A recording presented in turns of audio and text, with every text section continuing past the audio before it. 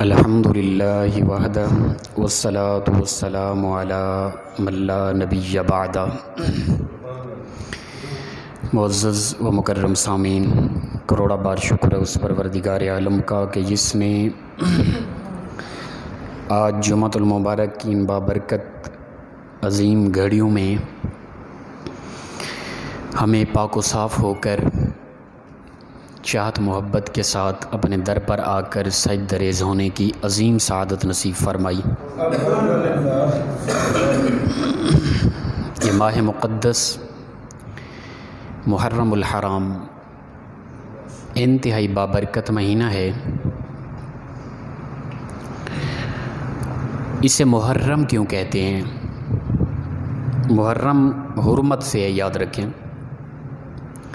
حرمت کا مطلب ہوتا ہے کہ مقدس، فضیلت والا، عزت اور عظمت والا، یعنی ایسا مقدس مہینہ کہ جس کے اندر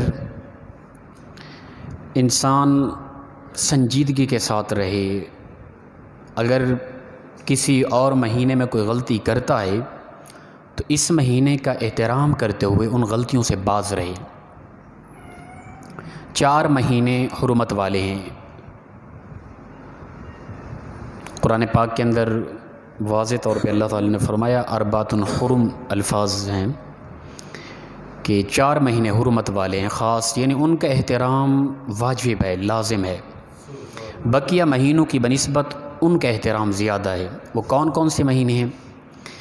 3 مہینے تو یہ لگاتار ملے ہوئے ہیں، ذی قعدہ، ذی الحج اور محرم، اور 1 مہینہ ہے رجب کا، رمضان سے 1 مہینہ چھوڑ کے پیچھے، یعنی شعبان سے پیچھے جو اپنا رجب کا مہینہ ہے وہ بھی حرمت والا مہینہ ہے۔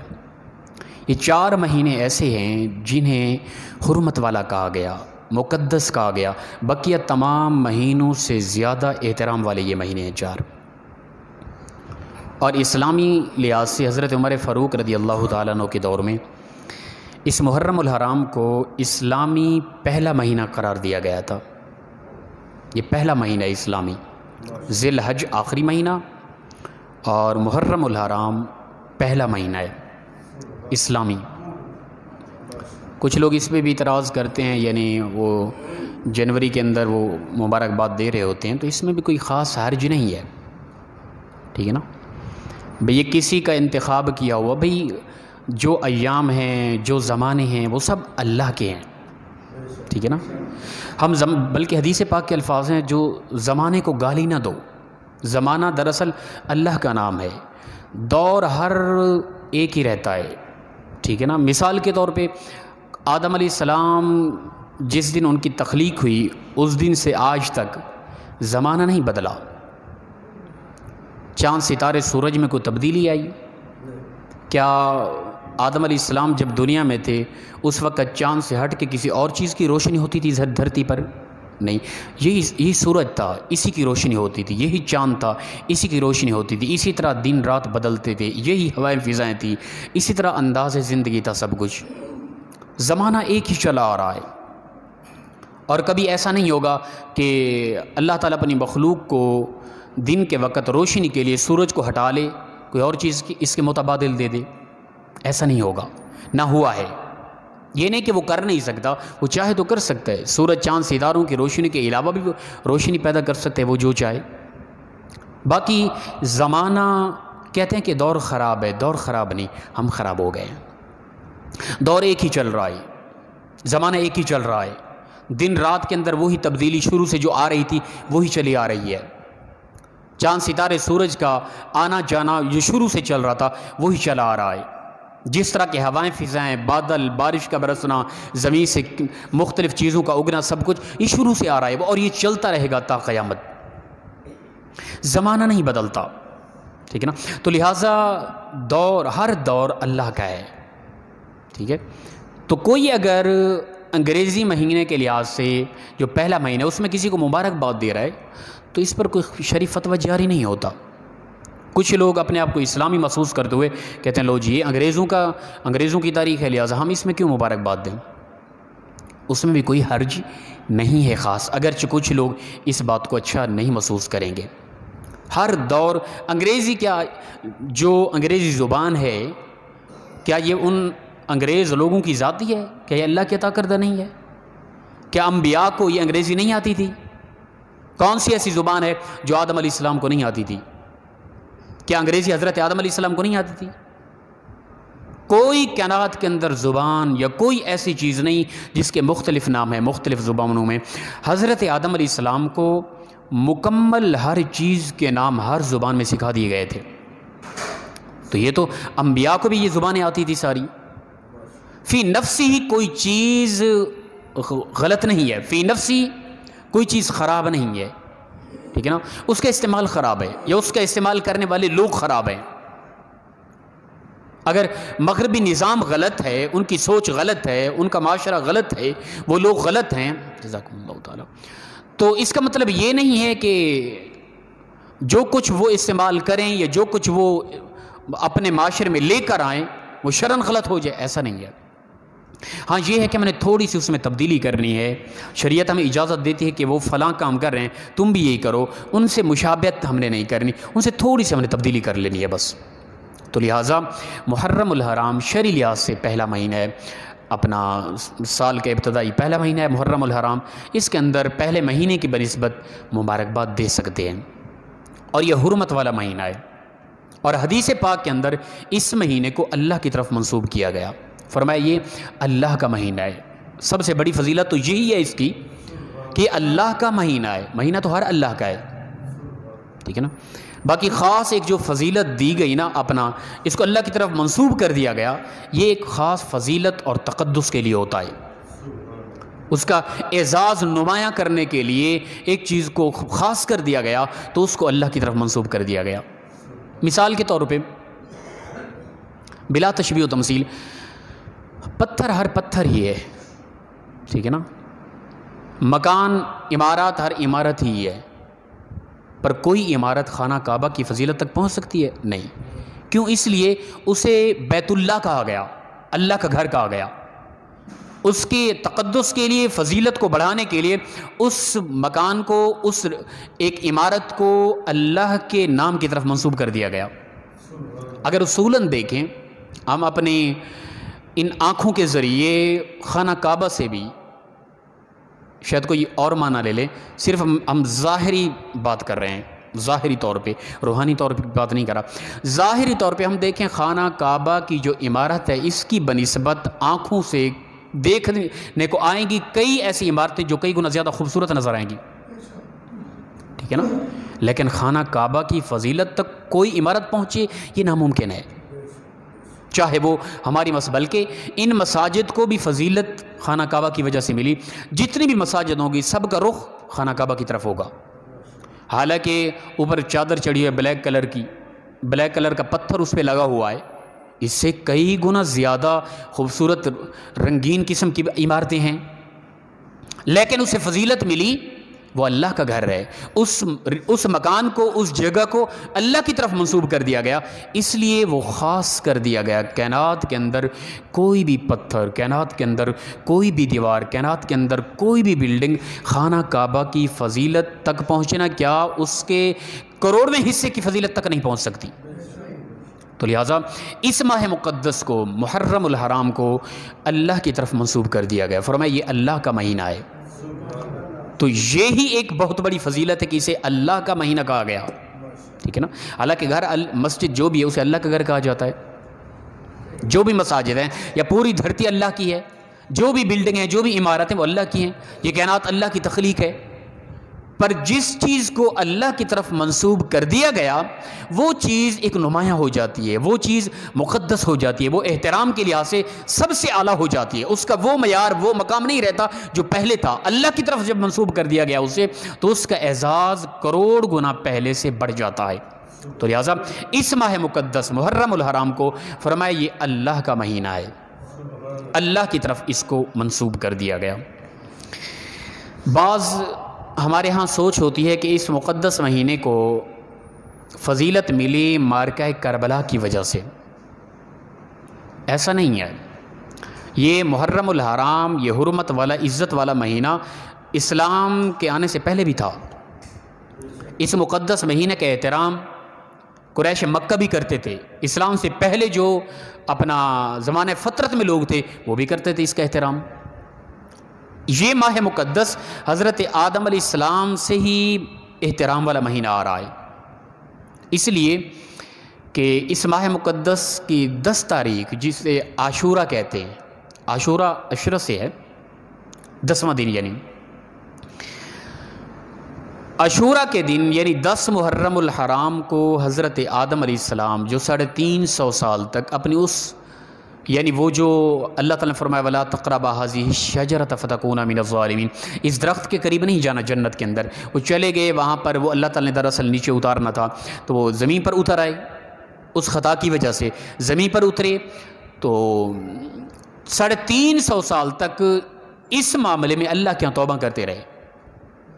350 سال بعد جس دن اللہ تعالیٰ نے ان کی اس دعا کو قبول فرمایا وہ دن 10 محرم الحرام کا دن تھا، ٹھیک ہے نا؟ تو یہ تو انسانی تاریخ میں شروع سے اس مقدس مہینے کو اعزاز ہے، اور اس مقدس مہینے کے 10 تاریخ کو خاص اعزاز ہے، اور اسی دن اللہ نے ان کی دعا کو قبول فرمایا اور حضرت حوا اور حضرت آدم علیہ السلام ان کی ملاقات ہو گئی، ان کا ملاپ ہو گیا 350 سال کے بعد۔ اور اسی طرح حضرت نوح علیہ السلام کے دور میں جو طوفان آیا تھا اور کشتی میں جو لوگ بیٹھ گئے حضرت نوح علیہ السلام کو ماننے والے کشتی پر سوار ہو گئے تھے، تو کئی عرصے تک کشتی پانی پر رہی، اور جس دن کشتی کو کنارہ ملا اور کشتی جودی پہاڑ پر جا کے ٹکی، لوگ اترے، وہ دن بھی 10 محرم الحرام کا دن تھا۔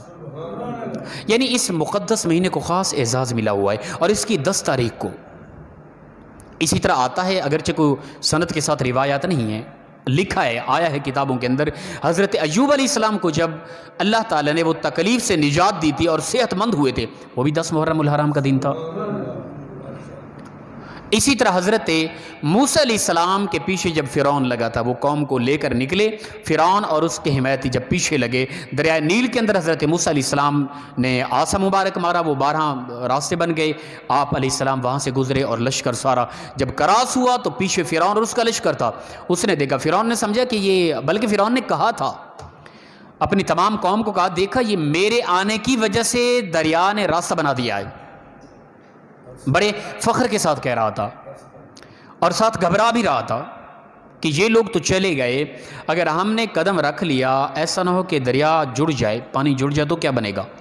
اب اسی ڈر میں تھے، تو اسی وقت حضرت جبرائیل علیہ السلام گھوڑے پر انہی کے قریب سے تیزی سے گزرے، اسی راستے سے دریا کے اندر، انہوں نے دیکھا کہ یہ شخص انہی کا ہوگا، یہی جا رہا ہے تو ہم بھی چلے جائیں گے۔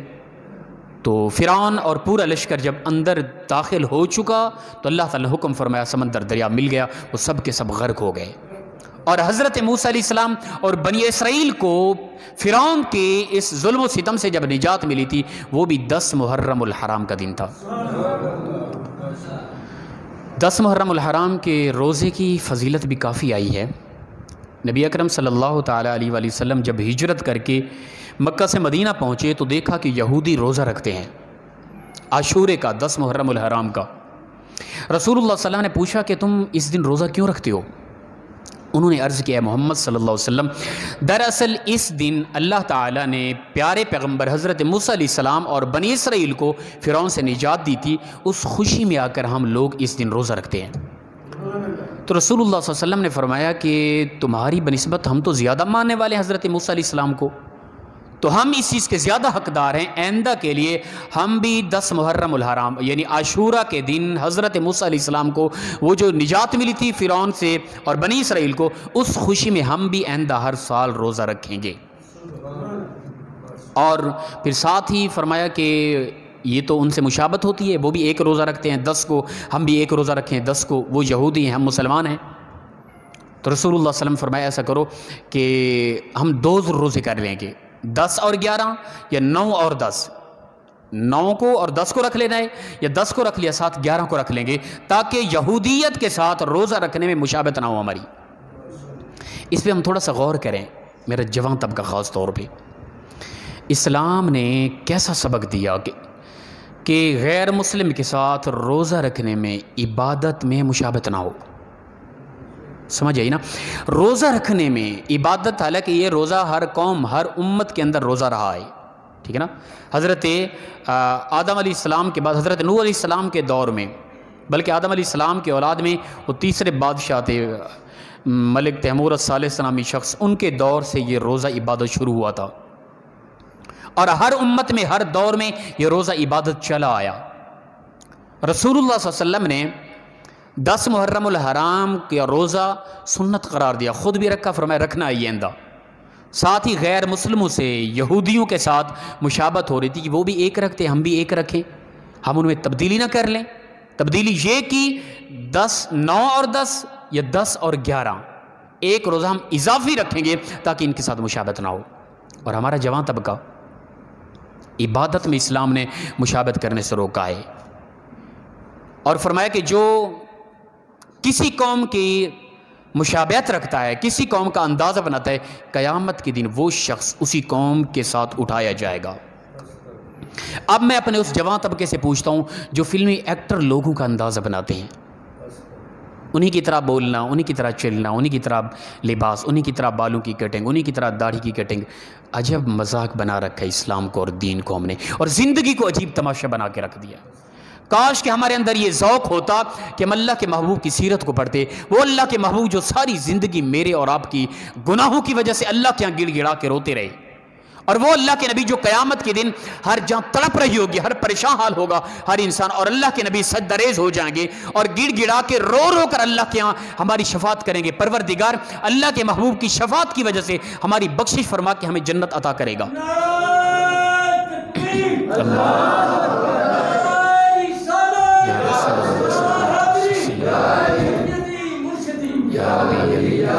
تو ان لوگوں جن کا ہم انداز اپناتے ہیں، وہ غیر مسلم اور وہ ایکٹر، وہ کرکٹ کھیلنے والے فلاں فلاں، جن کو دین کا پتہ نہیں ہے، جو دین کے بالکل برعکس چلنے والے ہیں، ان کا انداز خاص طور پہ یہی ہوتا ہے کہ جو اسلام کرے، جو اسلام حکم دے، جو مسلمان کرے اس کے برعکس کرو، اور جو ہم کریں گے وہ مسلمان جوان طبقہ کرے گا. ہمارا جوان طبقہ لگ گیا انہی کے پیچھے. اسلام نے جہاں تک منع کیا، اللہ کے محبوب نے فرمایا اگر 10 محرم الحرام کو عاشورہ کے دن یہ یہودی ایک روزہ رکھتے ہیں، ہم ان کے ساتھ ایک رکھیں گے تو مشابہت بنے گی. ہم ایک نہیں رکھیں گے، ہم 9 10 یا 10 اور 11 2 کر لیں گے تاکہ عبادت میں روزہ رکھنے میں بھی ان کے ساتھ مشابہت نہ ہو. ہمارا جوان طبقہ، ہماری قوم، ہماری نسل اور ہماری مسلم خواتین بچیوں کا انداز دیکھ لیں. فلمی اداکارہ خواتین کا انداز نہیں اپناتی؟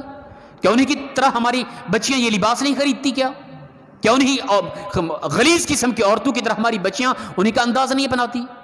ہم نے انہی کو آئیڈیل بنا لیا. ہماری بچیاں کاش کہ حضرت فاطمہ الزہرا کی سیرت کو پڑھ لیتی کبھی، کاش کہ ہماری بچیاں کبھی اپنا انداز سیدہ کائنات جیسا کر لیتی، کاش کہ ہماری بچیوں کے اندر کچھ یہ حیا کا نور پیدا ہوتا کہ ہم تو اسلام کی بیٹیاں ہیں، ہم تو اسلام کا نعرہ لگانے والی ہیں، اور اسلام کی بنیادی بیٹیوں کی طرف نظر کر لیتی. کتنا خوبصورت بات ہے کہ جب پردے کا حکم آیا تھا نا تو کائنات کے بہترین مردوں سے کائنات کی بہترین عورتوں نے پردہ کیا تھا. اور آج ہم مسلمان کہلانے والے اپنے کردار کو دیکھیں اور معاشرے کے اندر اپنے جوان طبقے کو دیکھیں. ہم کہتے ہیں نہیں ہماری کچھ خواتین، کچھ ہمارا مرد طبقہ بھی کہہ رہا ہوتا ہے، نہیں، دراصل پردہ دل کا ہوتا ہے. ارے اگر دل کا پردہ ہوتا تو کیا اللہ کے نبی صلی اللہ علیہ وسلم کے دور کے اندر صحابیہ خواتین ہو کے عمر فاروق سے پردہ کرتی، ابو بکر صدیق سے پردہ کرتی، عثمان غنی سے پردہ کرتی، علی کرم اللہ وجہ الکریم سے پردہ کرتی؟ یار ان سے زیادہ ہم پاکیزہ لوگ آ گئے ہیں کیا؟ ارے انہوں نے دل کے پردے تو تھے انہوں نے چہرے کے بھی پردے کیے تھے. ہم لوگ بڑے پاکیزہ آ گئے، کچھ خواتین ہماری بچیاں نہیں دل صاف ہونا چاہیے، بس دل کا پردہ ہے، دراصل خدا کا نام لے یار. تو لہٰذا اسلام نے عاشورہ کے دن ایک روزہ رکھنے میں تشبیہ محسوس کی یہودیت کے ساتھ، اور فرمایا ایک نہیں رکھنا، ہم نے 2 رکھنے. اور ہمارا ٹوٹل کردار جوانوں کا، ٹوٹل ہماری بچیوں کا کردار، فلمی اداکارہ، فلمی اداکار یا کرکٹ کھیلنے والے، بلکہ یہاں تک تماشا لگ گیا ہماری پاکستان کی بھی ٹیم ہے نا بچیوں کی، لڑکیوں کی ہماری ہے نا، لا حول ولا قوت الا باللہ. یہ کس طرح ہم کہیں کہ یہ اسلام کے نام پر، یا ہم اس کو اپنا ریاست مدینہ، یا ہم اس کو کلمہ لا الہ الا اللہ کی بنیاد پر اپنا وجود میں آنے والا ملک کس لحاظ سے کہیں؟ ایمان ہو تو بندے کو شرم اور حیا میں مر جانے کو دل کرتا ہے یار. ہماری اس وطن عزیز کے اندر ہماری بچیاں اس طرح کے لباس پہن کر، اور وہ کیسا انداز ہوتا ہے، کرکٹ میچ کی ٹیم بن گئی اور ریس لگانے کی ٹیم بن گئی ہمارے یہاں بچیوں کی. کن کی بچی ہیں؟ کیا یہ مسلمان نہیں ہیں؟ یہ کلمہ گو نہیں ہیں؟ کیا ان کے آباء و اجداد مسلمان نہیں ہیں؟ کیا ان کے بھائی نہیں ہیں، باپ نہیں ہے؟ کیا غیرت مر گئی ہے، غیرت ایمانی ختم ہوگی ہمارے اندر. تو یاد رکھیں اللہ کے محبوب صلی اللہ علیہ وسلم نے فرمایا کہ جو بندہ، جو میرا امتی جس قوم کی مشابہت کرے گا، جس قوم کی طرح لباس پہنے گا، بالوں کی کٹنگ کرے گا، اٹھنا بیٹھنا، اوڑھنا بچھونا، جس قوم کے ساتھ اپنائے گا نا، قیامت کے دن اسی قوم کے ساتھ وہ کھڑا کر دیا جائے گا. میں پوچھتا ہوں اپنے ان جوانوں سے جو غیر مسلم انڈین، خاص طور پہ انڈین ایکٹر کا انداز اپناتے ہیں، قیامت کے دن اگر انہی کے ساتھ کھڑا کر دیا گیا تو پھر تو ہم دور کھڑے ہوئے دیکھیں گے کہ ابو بکر، عمر، عثمان و علی کی صف کہاں آئے. کاش کہ ہم زندگی میں ان کی سیرت کو بھی پڑھ لیتے، کاش کہ زندگی میں ہم ان کی صورت کو بھی اپنا لیتے، شاید کہ ہم انہی کی صفوں کے پیچھے کھڑے ہوتے. اور اس وقت سوائے پچھتاوے کے کچھ بھی ملنے والا نہیں ہے. جوانوں، آج وقت ہے کہ زندگی کو بدلو، آج وقت ہے اپنی جوانی کو کنٹرول کرو. حسن اس چیز میں بالکل نہیں ہے یہ، بلکہ ہمارے جوانوں کی کٹنگ عجیب طرح کی، وہ کچھ لکیریں بنی ہوتی ہیں داڑھی پہ، بالوں پہ. یار یہ حسن ہے؟ یہ خوبصورتی ہے؟ ان غلیظ قسم کے لوگوں نے جو انداز اپنایا، ہمارے جوانوں نے اسے حسن سمجھا. خدا کی عزت کی قسم، کائنات کے اندر اللہ کے محبوب جیسا خوبصورت کوئی نہ پیدا ہوا ہے نہ پیدا ہوگا. یاد رکھیں کبھی ہم حسن مصطفیٰ، سیرت مصطفیٰ کی طرف ہمارا جوان طبقہ متوجہ ہو کے دیکھے تو صحیح، تھوڑا ہی اس طرف توجہ کریں تو صحیح.